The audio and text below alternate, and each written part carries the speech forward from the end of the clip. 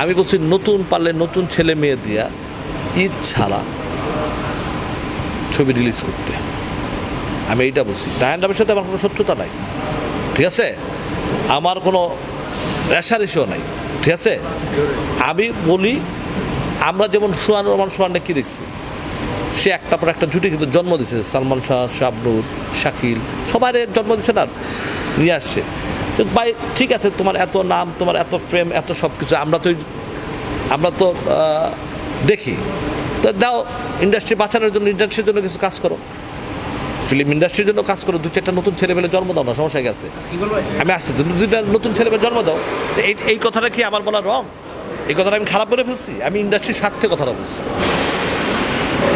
আপনি কি তাহলে ওনাকে চ্যালেঞ্জ করতেছেন যে ঈদ ছাড়া নতুন ছেলেমেয়েদেরকে নিয়ে? আমি এইটা সবাইই বলি যে ঈদ ছাড়া সিনেমা রিলিজ দিতে পারে, যেমন অনন্ত জলি ঈদ ছাড়া ছবি রিলিজ করে, খালি একটা ছবি খালি দিনদার এই দিচ্ছে, আর সব ছবি ঈদ ছাড়াই দিচ্ছে। তা আসুক, ঈদ ছাড়া আসুক, সমস্যা কী আছে?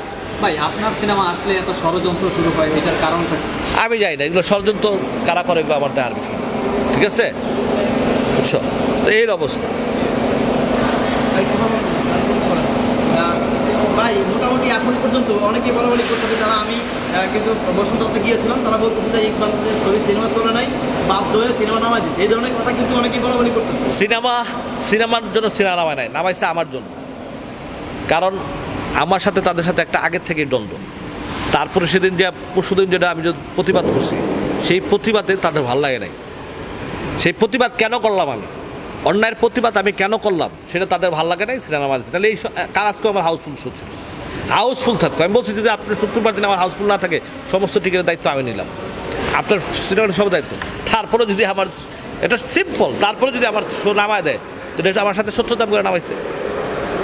অবশ্যই আমার সিনেমার সাথে তার সত্যতা আমার সাথে, ঠিক আছে।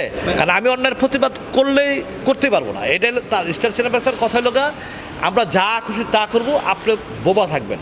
ভাই আমি তো বোবা থাকার ছেলে না। যারা পাও ধরে সিনেমা চালাইতে পারে তারা বোবা থাকবে, আমি থাকবো না। অনেকেই বলতেছে যে ইকবাল সিনেমা চলতেছে না, বাধ্য হয়ে ছড়াই ফেলাইছে। তুমি বাংলা কথা বুঝছো না, বুঝো নাই? আমি তার উত্তরটা দিছি, যেটা আমার সাথে। এরপর তোমার অন্য কোনো কথা আছে?